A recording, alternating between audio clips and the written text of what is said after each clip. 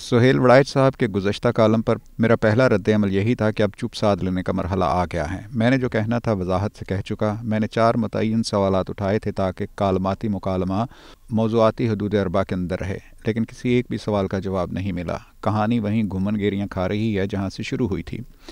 وہی پرانی بات دہراتے ہوئے کہا گیا، جو سلوک عمران خان کے دور میں نواز شریف اور ان کی جماعت سے ہوا، نواز شریف کو وہ سلوک دہرانے کے بجائے مفاہمت کا ہاتھ بڑھانا چاہیے۔ گویا عمران خان مشکلات کے جس بھنور میں ڈبکیاں کھا رہے ہیں اس کا سبب نواز شریف کی خوئے انتقام ہے۔ کم از کم میری سمجھ سے بالا تر ہے کہ عمران خان کے قصے میں تیروں کا رخ نواز شریف کی طرف کیوں ہے۔ اس آشفتہ سر نے تو مٹی کی محبت میں ایسے بہت سے قرض اتارے ہیں جو اس پہ واجب بھی نہیں تھے۔ خان صاحب تو ایوان کے عدم اعتماد کے باعث فارغ ہوئے۔ نواز شریف 3 بار وزیر اعظم بنے، تینوں بار کسی نہ کسی کی تیغ ستم کا نشانہ بنے۔ 9 سال جلاوطن رہا، 2 برس سے زائد زندانوں کا رزق بنا رہا۔ انہی بے مہر موسموں میں اس کے والدین چھن گئے، وہ ان کے تابوت لاحد میں نہ اتار سکا۔ شریک حیات رخصت ہوئی تو وہ بیٹی سمیت اڈیالہ جیل میں پڑا تھا۔ 2 برس بیٹی کی انگلی تھامے پیشیاں بھگتتا رہا اور آج بھی بھگت رہا ہے۔ اشروں پر محیط کڑی سزاؤں کے مقابلے میں اب تک اس کا ثابت شدہ جرم صرف یہ ہے کہ اس نے بیٹے سے تنخواہ نہیں لی تھی، اور اب جب وہ 4 سالہ جلا وطنی کاٹ کر وطن لوٹا ہے تو اسے ایک بار پھر کٹہرے میں کھڑا کر لیا گیا ہے۔ مبلغین مفاہمت کی FIR یہ ہے کہ وہ ساری توانائی عمران خان کی موافی تلافی پر مرکوز نہیں کر رہا۔ نواز شریف کے کسی ہمدرد کو یہ کہنے کی اجازت بھی نہیں دی جا رہی کہ جس عمران خان نے کوئٹہ سے چکدرہ تک درجنوں فوجی تنصیبات پر حملوں کے ذریعے فوج میں بغاوت بھڑکانے اور جنرل عاصم منیر کا تختہ الٹنے کی سازش کی، اسے مدعی فوج اور ریاست، قانون اور عدالتوں نے کوئی چھوٹ دینی ہے یا نواز شریف نے؟ مزید کہا گیا، میں نے عمران خان کو مشورہ دیا تھا کہ وہ 9 مئی کے واقعات میں ملوث تمام لوگوں کو پارٹی سے نکال دیں، جس طرح بے نظیر نے طیارہ اغوا کے بعد الذوالفقار سے پیپلز پارٹی کو بالکل علیحدہ کر لیا تھا۔ بے نظیر بھٹو اور الذوالفقار کی مثال میں نے دی تھی، جسے بھلا دیا گیا کہ بے نظیر بھٹو الذوالفقار کی سربراہ نہیں تھیں۔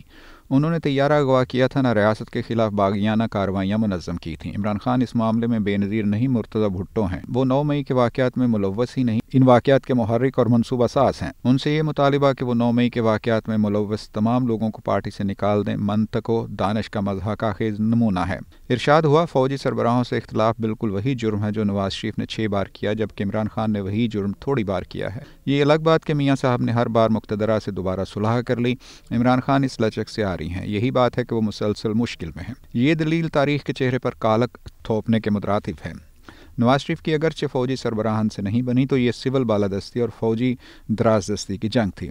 کسی بھی آرمی چیف سے اس کی پرخاش کا سبب یہ نہیں تھا کہ وہ اسمبلی میں اس کی نمبر گیم پوری کیوں نہیں کرتا، اس کے لیے میڈیا کو نکیل کیوں نہیں ڈالتا، اس کے مخالفین کو جیلوں میں کیوں نہیں جھونکتا، اس کی کرپشن کی پردہ پوشی کیوں نہیں کرتا، اس کے حریفوں کو عبرت کا نمونہ کیوں نہیں بناتا، اس کے لیے دنیا سے پیسے بٹور کر کیوں نہیں لاتا۔ باجوہ سے واحد طفلانہ مطالبہ یہ تھا کہ مجھے نیچے نہ اتارو، مسلسل گود میں لیے رکھو۔ جنرل راحیل شریف نے نواز شریف سے کہا تھا، سر مجھے توسیع دے دیں، پاناما میں سنبھال لوں گا۔ نواز شریف نے جواب دیا، توسیع نہیں دی جا سکتی، پاناما بھگت لوں گا۔ خان صاحب کا بے لچک رویہ ملاحظہ فرمائے۔ حکومت چلی گئی تو کوچہ رکیب میں سر کے بل چلتے ہوئے ایوان صدر جا پہنچے۔ خود ہی کے پرچم بردار کا مقصد آرمی چیف جنرل باجوہ سے ملاقات کرنا تھا۔ بیٹھتے ہی بولے، عارف تم باہر جاؤ۔ صدر عارف علوی کمرے سے باہر نکل گئے تو باجوہ سے دستبستہ التماس کی، PDM والوں کو گھر بھیجو، میری حکومت بحال کرو، میں آپ کو تاحیات توسیع دینے کو تیار ہوں۔ یہ کہانی ISI چیف نے اپنی تاریخی پریس کانفرنس میں بیان کی ہے۔ کسی کی بے لچکی کا موازنہ کس کی استقامت سے کیا جا رہا ہے؟ عمران خان کی پوری سیاسی زندگی جنرل مشرف کے ریفرینڈم کی والہانہ حمایت سے لے کر جنرل باجوہ کی رضاکارانہ تاحیات توسیع تک محدود ہے۔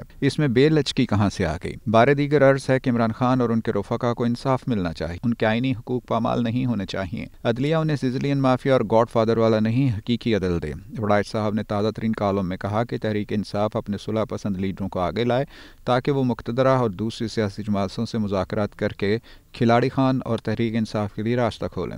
یہی گزارش میں روز اول سے کر رہا تھا۔ فرق صرف یہ ہے کہ راستہ کھلوانے کے لیے جنہیں مقتدرہ کہا گیا ہے، میں انہیں چابی بردار کہہ رہا تھا۔ درست کہا گیا کہ جو بوئیں گے وہی کاٹیں گے۔ نواز شریف ایکڑوں پر محیط آلام و مصائب کی خودرو فصل بغیر بوئے ہی کاٹ رہا ہے۔ عمران خان نے تو زہریلے نوکیلے کانٹوں کی فصل بڑی مشقت اور ریاضت سے بوئی، اور آج جب پک کر تیار ہو جانے والی یہ فصل خان صاحب کو کاٹنا پڑ رہی ہے تو مبلغین مفاہمت کا تقاضا ہے کہ نواز شریف خان صاحب کو تو کسی سایہ دار درخت تلے بٹھا دیں اور یہ فصل خود کاٹیں۔